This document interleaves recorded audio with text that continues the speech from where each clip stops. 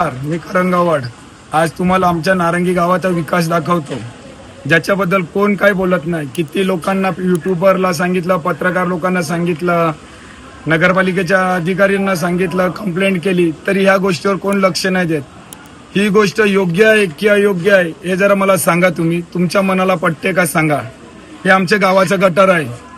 त्या गटारात पिण्याच्या पाण्याची पाईपलाईन आहे, नल लाईन.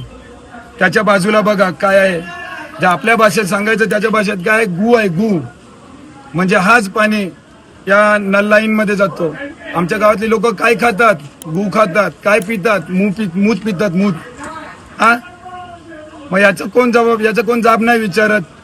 हे तुम्हाला दिसते ना या चित्रामध्ये. बघा, चित्रामध्ये स्पष्ट दिसते संपूर्ण गावामध्ये गटर लाईन आणि पाईपलाईन एकच नाल्यातून एकच आहे.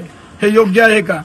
माझी ही विनंती आहे की ही व्हिडिओ जास्तीत जास्त शेअर करा आणि आपले आरोग्य मंत्री तसेच जे काही बांधकाम विभागाचे मंत्री आहेत यांना तुम्ही पाठवा ही व्हिडिओ, का लोकांच्या जीवापाशी कसे खेळतात. आणि खास करून गावामध्ये येणारे पाहुणे, जे नातेवाईक लोकांनी गावामध्ये आमच्या येताना ना पाणी पिताना विचार करा का हा पाणी कसा येतो.